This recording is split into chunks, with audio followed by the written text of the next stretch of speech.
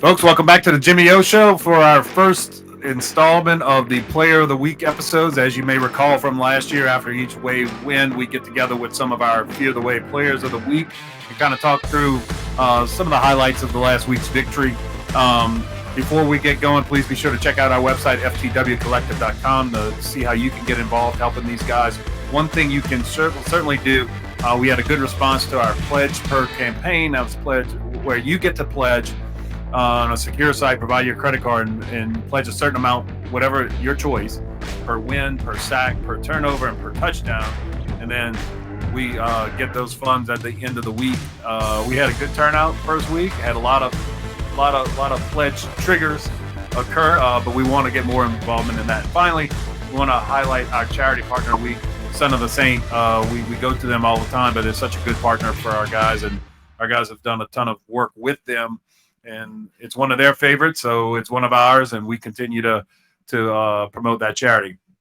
Okay, with that, let's go. The first installment here, we got one of the defensive players of the week. To my mind, the defensive player of the week. Not to slight the other guys; they were also very deserving. But my man over here with 15 tackles, 10 solo, all over the field. When we said there would not be a drop off, despite losing a third-round pick at linebacker, despite losing a great team leader. This is what we're talking about. Corey Platt, how you doing, man? Good to be here. Yeah, glad to have you, man. Great game on Saturday. And, of course, a man who's got his name etched on the back of the chair for Special Teams Player of the Week. This is probably had about 5 appearances last year, and week 1, here he is again, our guy, Kiland Harrison. How you doing, Key? Good. How about you? I'm doing great. Guys, welcome, man. I got to admit, going into this season, I heard y'all were saying all the right stuff, and I kept hearing it's like last year's last year, this year's this year. We're looking forward to making our own mark in 2023. But until you see it, I'm kind of like Thomas, from the Bible. Thomas had to put his hand in Jesus' wounds to make sure he's real when he came back from the dead, right? I was kind of like that. I was like, I got to see this, man. I'm a long-suffering Greenway fan. Look, you guys put all doubts to rest that your focus was in the right place. You were ready to put your stamp on a 2023 season. I guess take us through a little bit. How'd you get to that mindset? Because it's human nature, I think, to sort of rest in your laurels and pat yourself on the back. But you guys weren't doing that. You came out against a tough opponent that returned 19 starters on offensive defense, and y'all came out and straight took care of business. Those guys last year, they set the blueprint. So we know that we had to, in order to get back to where we were, we had to times 2 that and then follow that plan. And a lot of the guys here are on that 2-10 season, so we know that feeling. We haven't forgot it, so that just keeps us going and pushing us in the right way. Mm-hmm. King? Yeah, I agree. I mean, last year those guys, set the standard, and like we knew that going in. Like this last year was last year, and this year is this year. Like people, just because of what we did last year. I mean, the target is on our back, so we got to bring it every week. Yeah, one thing, and it was a dangerous opponent. You remember last year we started with UMass, and no disrespect to the Minutemen, but like you guys could have came out and played a C- game and won comfortably. Look, this team, they're legit. Yeah. I mean, and you saw like a ton of experience up front. And anytime a team's got a veteran quarterback who's had success, is something to worry about. And while they had their moments, I think the thing that stood out to me from the defense was that y'all just took away the explosive play.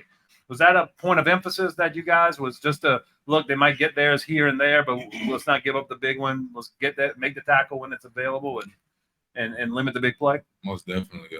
Coach Wood had a great game plan. Like he already played these guys last year at Troy, so he knew what to expect. We got everybody on the same page, and like you said, eliminate the explosive plays. Their game plan was pretty simple, so once we got everybody to buy into the plan that Coach Wood made, it was pretty easy. Mm-hmm.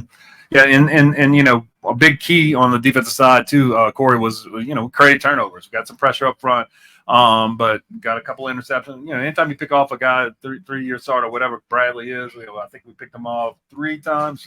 3, I believe, yeah. And it got a couple fumbles as well. But anytime you're turning over a guy with that kind of experience, it says something about not only your preparation but your ability to sort of win matchups to create and put them in a bad situation.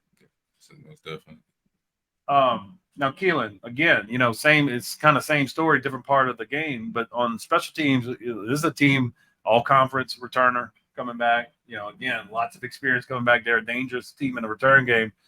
Now, Casey did a great job of not giving them too many times to come out, but when they did come out, you made them pay a price. Yeah, definitely.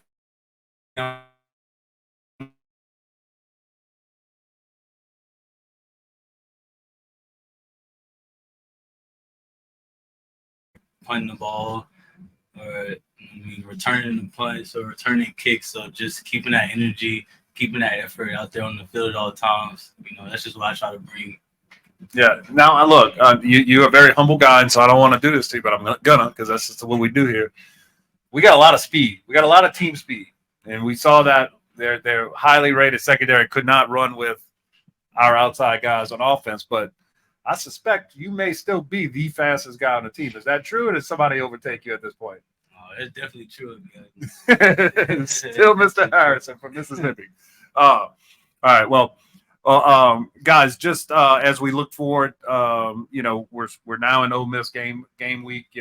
Just quick thoughts that you might have about in terms of the upcoming opponent and what we need to look for on Saturday. We played these guys before 2 years ago, so we're looking forward to it. We got once again something to prove. We got a chip on our shoulder. It's a business meeting again, so we just want to go out there and show everybody that we're serious. Yep. I think just like the focus through off season and camp has just been on us, and like we do what we need to do. Like we know what we need to do, and just keep the outside noise, and just focus on ourselves, getting better every day. That's what we do. Very nice. Okay. Well, folks, that'll do it for this segment of this week one Player of the Week episodes. We're going to have a couple more segments coming at you really fast, but thank you for tuning in, and we'll be sure to check us out every week. We come back after wins, and guys, we expect to see a lot of them, and we expect to have a lot of these appearances. Is that fair? Can we expect that from you guys? Good deal. All right. Thanks for coming on. Week one Player of the Week. So we're here. This is easy. We're all offense here with our quarterback, Michael Pratt. He had a pretty good game. I think everybody saw that. Two other guys that had a great game if you're paying attention, although we used to not getting the love down in the trenches. We got Sincere, Haynesworth, and Prince Spines. Big fella, how you doing down there? I'm doing good. How you doing? I'm good, but you're so far away. I feel like you're missing me. You're not getting all the Jimmy O love that you used to. I apologize for that. Over here. I feel you. Okay. All right. Good. Yeah. I mean, of course, Michael's performance, gets national news. 14 to 15 passing. Could have been 15 to 15. It was pretty close. And, I don't know. I kept looking at the scoreboard. I was like, it's 27 yards of completion or whatever it is. Is that good? I think the passer rating ended up being 364 for the game. So you pay attention. I probably didn't even pay attention, but, but what I saw was, the growth and material for 4 years was a lot of fun to watch. And some of the throws, looking off and going back, just things that maybe you didn't do 2 years ago that now come second nature to you. No doubt. How did it feel to be back out there? It felt good. It was a long off season. A lot of work went into it. We were all fired up, finally be back on the field with our shoulder pads, me finally being out of that red jersey. We're just stoked to be back out there and, finally able to put forth what we've been working on. Yeah. You did so well with taking that red jersey off and being responsible about it for a good part of the game, most of the game. Yep.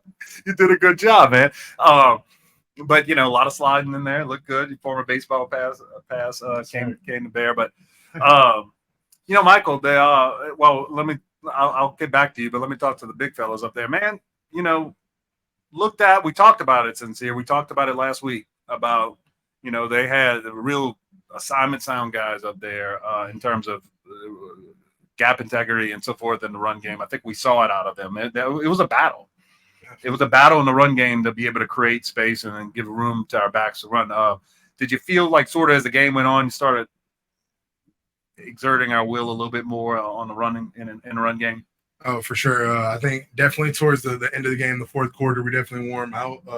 We ended up having like over 13 minutes of time possession in the fourth quarter. And anytime you can do that against a team and close out a game like that, it's a signal of a really strong team and, a really great unit. So that it was really impressive to see everybody really come together and really get something going at the end there. Yeah, I thought so too. And it's kind of audition of sorts for a lot of different backs. Like we saw good and bad from Arnold, but one thing we saw throughout the game from you guys, and Prince, I'll start with you on that is, man, that offensive line. I was shedding a tear. I was so proud of the pocket you guys were giving this guy all game long. Take us through it, man. What was it like? It was kind of a carryover. If you remember the conference championship game last year, how clean it was. All last time we were out in Newman, it was kind of more of the same. How was it out there? First action of the season, and what kind of made us successful in terms of our ability to protect the quarterback? I feel like what made us successful was the work we put in off season, like with Sin and Rim. They really lead the O-line, so being able to get the extra work in, hand combat, a lot of stuff we did in the off season was able to translate to the first game. So it was basically like we fall back on our training in preparation for this game. Yeah. Now look, you said the hand combat. I could give my guy Mike a shout out. All right. Yeah. He worked with y'all for the first time last year, Mike Rounds, and he's working with you again this year. And the last time he worked with Tulane, the summer before '98. So that guy's record is something like, I don't know. He's got 2 bowls, 2 top 10 appearances in his resume. He did good, but I love that. I think it's a key thing for offensive linemen. It's just you can hear from a coach all you want, but just kind of understanding hand placement, replacement, and so forth is borrow from the other art, so to speak. Right. One of the keys to success, I think, in protecting particularly is communication. And one advantage that you guys have in that regard is that you guys have spent a lot of time together. Is it an extra level of security there, sincere, to kind of look to your left, know Big Prince, who you now played 14 games with, is sitting there, and you kind of know y'all know each other's pace, you know each other's communication styles, and so forth, and y'all just able to pass on. Yeah, absolutely. It's Prince especially, and all my guys, but Prince graded out at 100% assignment this past week, and that's amazing. I've never heard of that. That's very hard to do. So it's very helpful having guys like Prince and Remy and Ra and Cam out there, a bunch of guys who even Cam, he hasn't been with us for long, but he's got history with. I'm about to say he's got a history with Prince, and he's just mended in with the room quickly, and just we can all get on the same page and we all get along pretty well. So it's truly a blessing to be able to. It makes things a lot easier, and they get to play and give their all, and same thing, and the guys make me look good, so I'm really grateful for those guys. They did. Although you do good work making yourself look good. Don't get me wrong. And then Big Prince, I think I might have saw after one of those touchdowns, you might have been skipping. There might have been a little. There was definitely some jumping and some high five, but it might have been a skip down the field. There's a lot of joy that comes out of you with success. I enjoy watching that. Right. Well, guys, Michael, I'll turn it back to you. What's it like having these guys in front of you? To say the least, it made it really, really easy for me. The passing yards and touchdowns and completions that I had is a total credit to those guys. They, like I said, just made it really easy sitting back there in the pocket. Also shout out to our running backs picking up blocks, and our receivers for just winning one-on-one. They did a really good job of getting separation, and when you got a pocket like that and that kind of separation from other receivers, it makes it pretty easy on you. You just gotta kind of lay the ball up and give them a chance. I got to give you credit, though. I can't tell you how many college quarterbacks I've seen when their guy has that separation, underthrows the ball, overthrows it, or whatever. You did. Money. Yeah. Ever. We've been working for a while. Yeah. But look, our last offensive player of the game, he's got a class conflict. He'll be coming to the people later in the week. Chris Bradwell. The comment I had people watching him is like, I called it high school separation. Yeah. To see the separation that guy created on the slot fade on the first play, and then the whip route that he scored a touchdown on. I mean, you just don't see people get that open in college very often. How about the big fella, man, or the young pup, or whatever we're gonna call him? But he's tall, he's still a little skinny, but yeah, he's had an incredible off season, and obviously first game. But his success in the game was a attribute to what he did throughout the whole off season. We really stressed and emphasized, for him to put some weight on, just to not necessarily because anybody thought he would get bullied. He's a physical kid. He's good with his hands, but we just want to keep him healthy and keep him feeling good. So he put on about 20 pounds since January. Just to get a little bit better body control and like I said, just to maintain and stay healthy.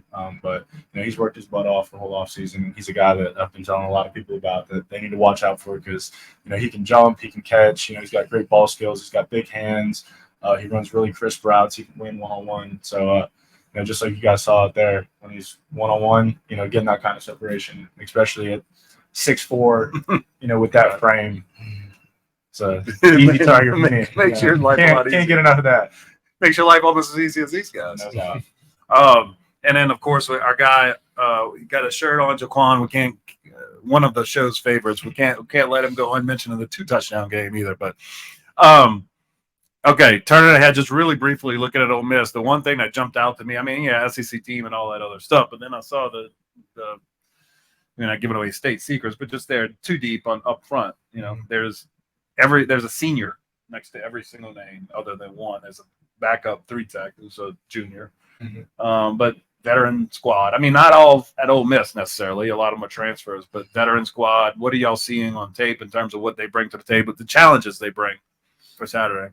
Yeah, just for sure. Whenever you got a bunch of seniors across the board, transfers or not, that's a lot of football played. Especially on the defensive front. There's usually a lot of rotations, and you like to see some drop off from 1 to 2 to 3. But they've got a bunch of guys who played a lot of ball, so they put a bunch of really good things on tape, and I'm just excited to see what they bring out on Saturday. Yeah. It'll be it'll be one for the history books, I think, for sure. Can't wait to see you guys perform. Well, guys, I don't want to take up too much of your time. You got busy. You got to get to class. You got to go eat. Got to do all those things. So I appreciate y'all taking time to join the audience for this week's segment. And I expect I'll be seeing a lot more of you guys this year. Yes, sir. Appreciate you. You got it. Roll wave. Roll wave. All right.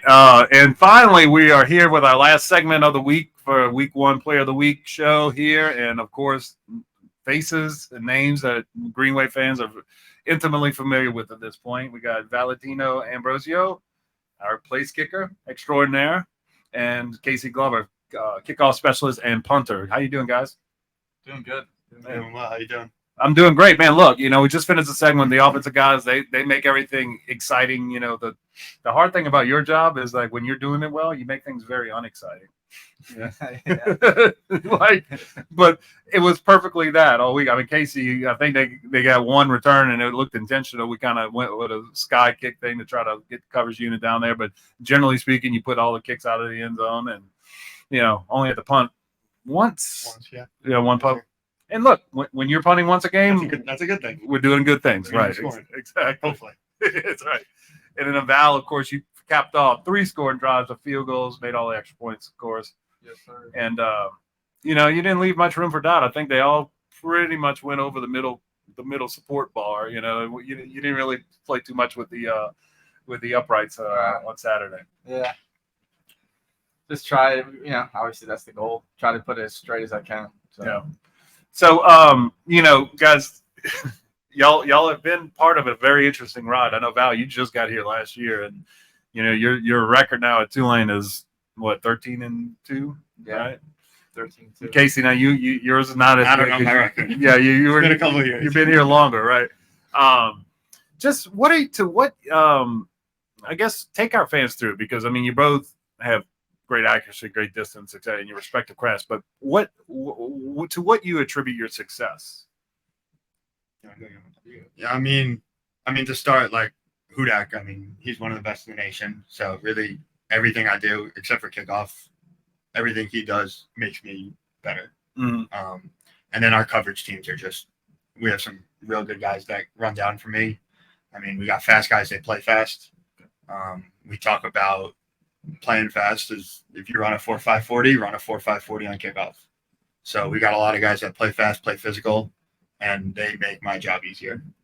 So yeah, and for me, it's like he said before, Hudak is a really, really good snapper. He's like one of the greatest, in the country, if not the best. And this guy sitting next to me really does a really, really good job at holding the ball. Right. So it's and that's a lot, it's all 3 of us, it's not just me kicking the ball, it's Hudak snapping it, Casey holding it, and I'm kicking it. So right. we're and these guys make my job so much easier, great lengths. But, Yeah, and you notice that just how professional operation is. And Hudak, I don't want to get in the situation.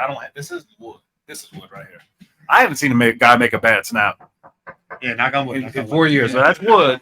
So we're right. I'm knocking. All right. The guy's really good. But the guy's incredible. And but what I was going to say is I made the joke about being exciting, but it gets exciting. Okay, you watch a game last night. Duke upsets Clemson. They get 2 field goals blocked.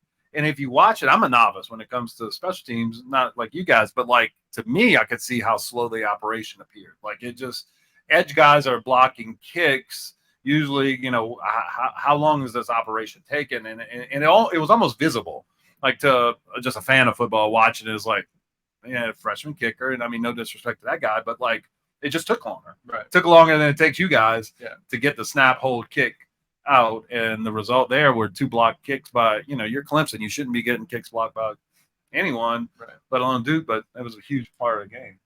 Yeah, I didn't really watch the game last night too much, but I mean, just knowing from being in this position for past couple of years that we have such a strict time frame that we need to get this ball off, or whether it's field goal or punt. So if it's 0.1 second slower than normal, you're putting yourself in danger of getting it blocked. Yeah. So it's just being consistent and staying rhythmic each and every time that we go out there.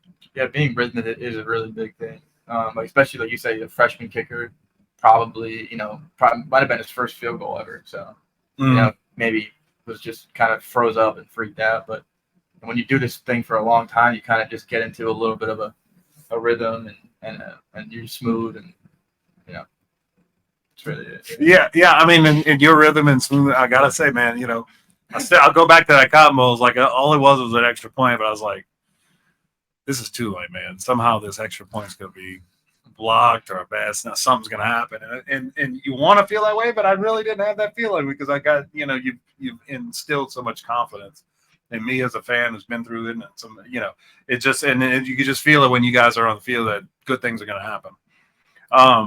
So Coach Fritz loves the kicking game. How involved is he? And sorry, y'all talking about these keys to your timing and so forth. How involved is he in sort of working with the specialists, if at all, or is it more of a sort of a overall big picture view? We got Coach Mack now, who's been outstanding. Just the knowledge he brings to us and the places he's been and what he knows about special teams and the resources he has been really helpful so far. But Coach Fritz does do a really good job of, he's a special teams guy. And we always talk about how we do probably more special teams than a lot of schools in the country. Just how he's done it his whole career, and it's worked for him. Right. So he's involved. He helps out. He gives a lot of cues to cue in on say their kickoff return team, their punt return team, when they may be bringing a blitz on punt. So just little things that he knows. Yeah. So just to have him and Coach Mack working with the specialists has been very, very good for us. And we got to give a shout out to Coach Matt because I love this thing from Coach Fritz. But there are very many special teams coordinators who have won both a Super Bowl and a national championship. Yeah. His son also won a state championship in my high school in St. Charles Catholic in Platt. So oh wow, it was like a trifecta. No, that's the first one. That's a three-piece. Yeah, that's the most important. But but great guy too. Yeah. And fit right in, right? Oh, yeah. Awesome. Well, guys, that'll do it for this, folks. That'll do it for this week 1 episode, Player of the Week episode of the Jimmy O Show. Be sure to check us out. This will be released on Thursday, just as you're starting to get really lathered up for the 2:30 kickoff against Ole Miss. In the meantime, be sure to check out our website, ftwcollective.com, find out how you can get involved helping our guys, and also be sure to check out the charity spotlight of the week, Son of a Saint. See if what they do is something that you'd be interested in contributing to. They do great work in the New Orleans community. For that said, that is it for this episode, guys. Thank you for joining me. Thank you for having us. Until next time, roll wave.